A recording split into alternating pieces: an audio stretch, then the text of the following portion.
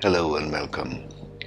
Before we move into the higher aspects of understanding the personality, I wanted to give you a brief overview of this figure that you see here.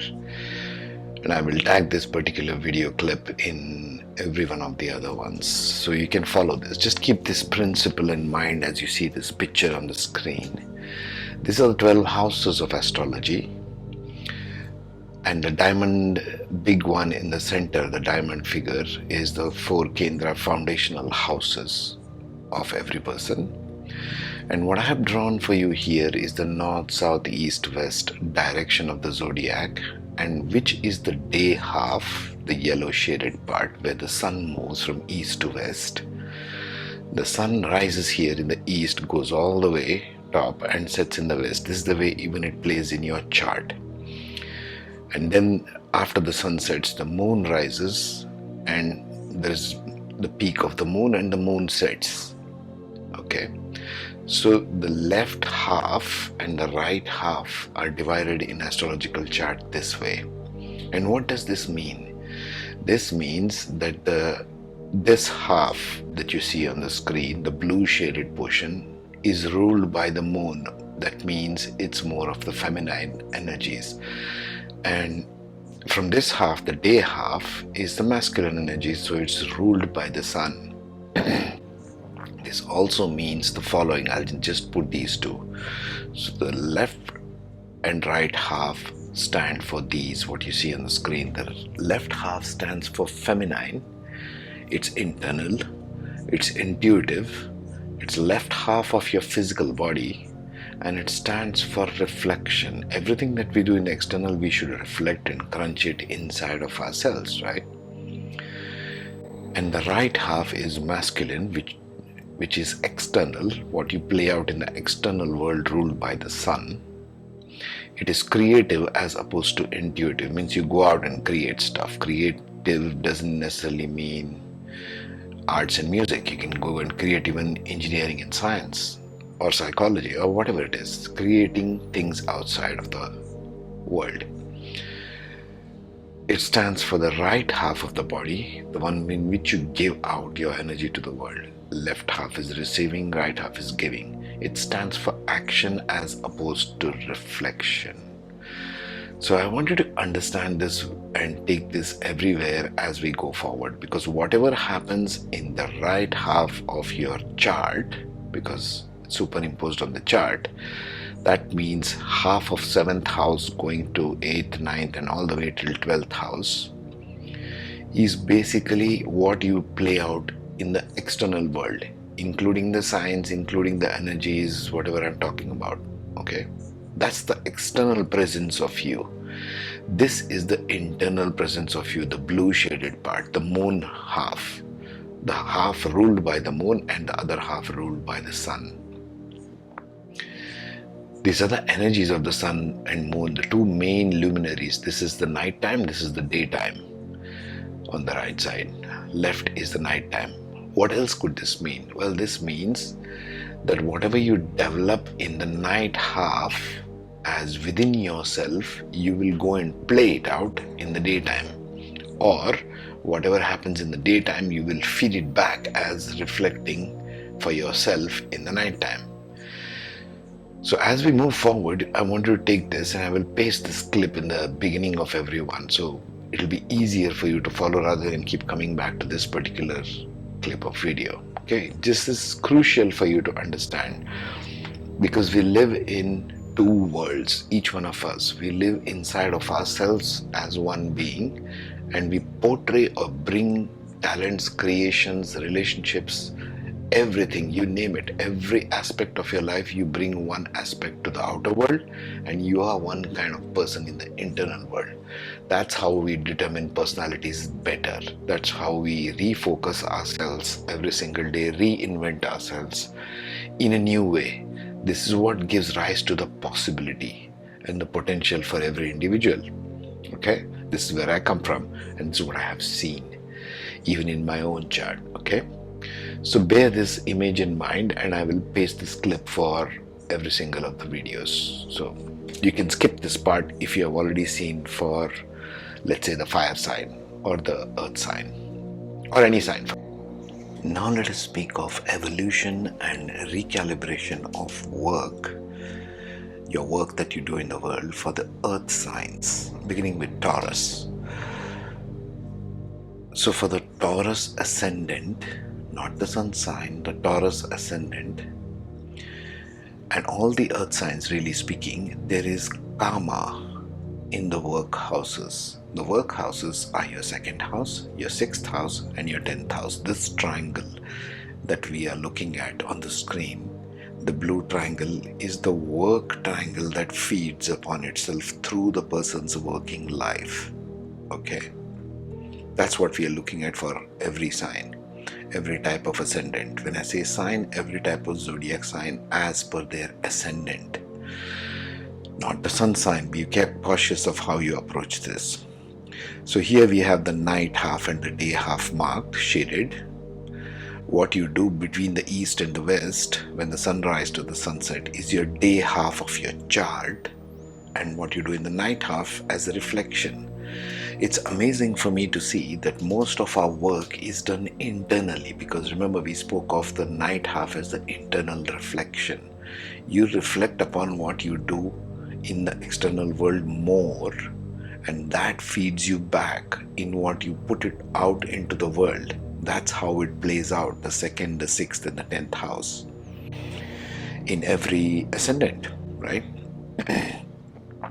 So for the Taurus ascendant, there is the Rajas and Kama, meaning they need to discover. We are talking about the desire triangle here. So in the desire triangle, first they need to do is discovery of skills, communication. First they need to discover what are their communication abilities, where their Mercury is. Gemini is falling in their second house. So Mercury will help them determine where their intellect lies, where their intelligence lies in terms of mental reasoning, logic. Taurus needs to first understand that logic and their communication skills. That's the first step for them. This is where it begins. Remember, we are counting from the ascendant. Whichever appears first is what you need to do first. That's the priority. We are talking in terms of order of priorities here, people. Okay?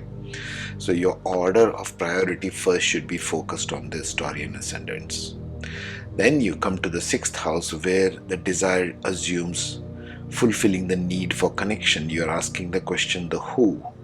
So if you're planning to have business partnerships, for example, if you're an entrepreneur or a businessman, this plays out very crucial for you, because this is the bridge which you're going to bring to the 10th house.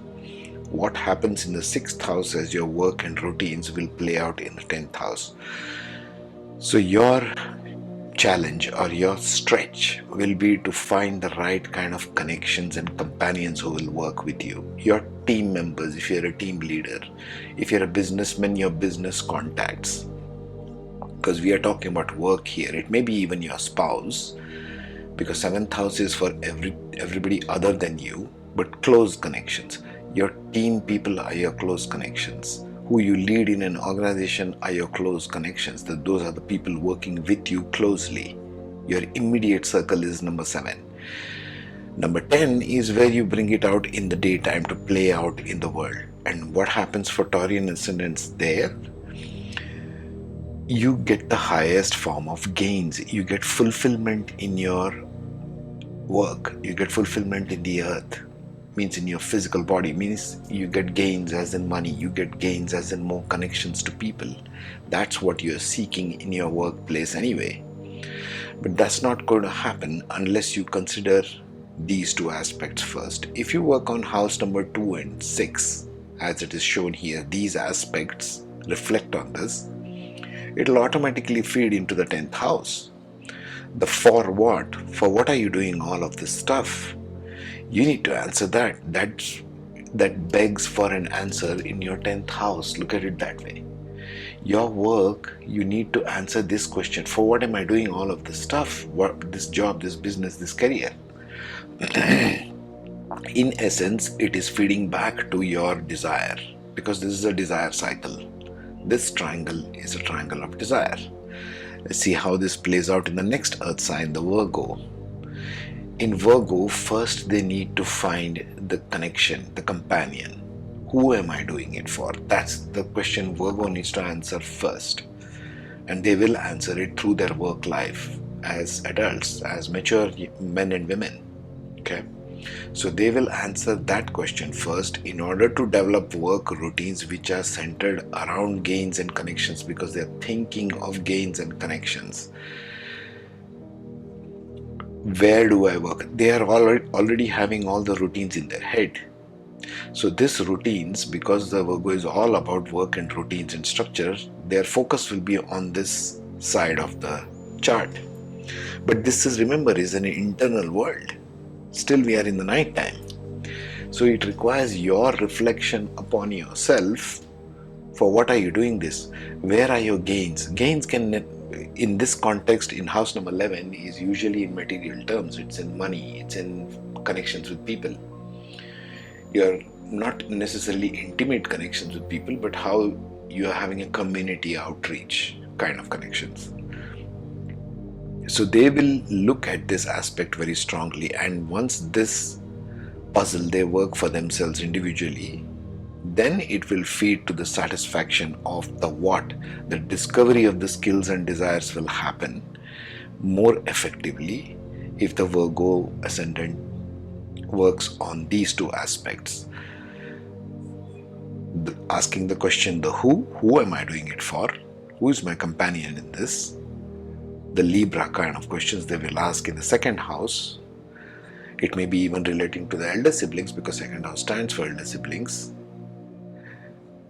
It may be even relating to friends, their immediate friends in early life. And that's the connection they seek to make. So Virgo needs to make a lot of people related connections. People will help the Virgonian ascendant discover what their real skill is in life. How interesting is that? For Capricorn, the final one of the earth signs, they are very structural about things. Capricorn is a structural earth. How does that work triangle play out in their life? Well, they need to think about, first they need to think about what are the gains I'm getting from this. Capricorn is all about gains. They first, as soon as they're born, they start thinking about gains and connections. Who am I connected to? What do I get from it? That is sattva and kama. The highest form of desire, the for what question, they need to answer it there. They need to feel fulfilled in something that they do first as the beginning point in order for them to discover the necessary skills in their daily work and communications. This is how I read it. And then that plays out as the desire for who am I doing it for, fulfilling the need for companion, because Libra is happening in their 10th house.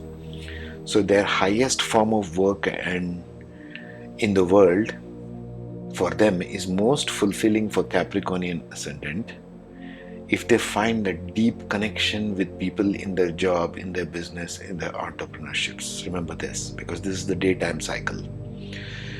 So that in turn, if they find that connection, it feeds them as gains, as connectivity to people, because they have fulfilled the connection path here.